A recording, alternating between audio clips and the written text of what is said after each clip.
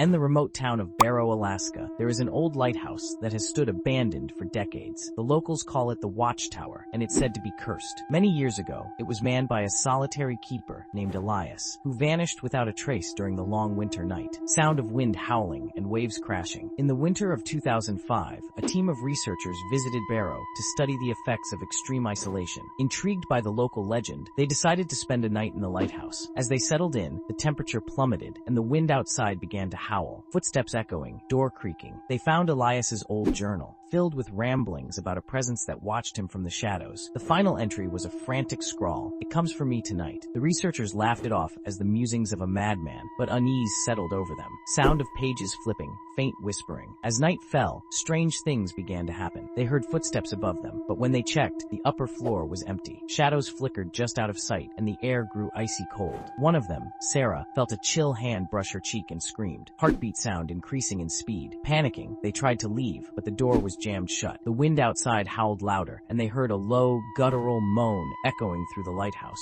Sarah's flashlight flickered, revealing the figure of a man in old-fashioned clothes, his eyes hollow and despairing. Sound of a low moan, flashlight flickering. The researchers huddled together, too terrified to move. The figure reached out, its touch freezing, and Sarah collapsed, unconscious. In a desperate bid, the remaining researchers broke a window and climbed out, carrying Sarah with them. They ran through the snow, never looking back. Sound of glass breaking, running footsteps. When they returned the next day, the lighthouse was eerily silent. Elias's journal lay open on the table, the final page now reading, "Welcome back." They never spoke of that night again, but each of them was haunted by nightmares of the Watchtower and the figure they saw. Silence. The lighthouse still stands, a warning to those who might dare to enter. The locals say Elias's spirit remains, watching and waiting for the next visitors. Some places are not meant to be disturbed, and some spirits never leave.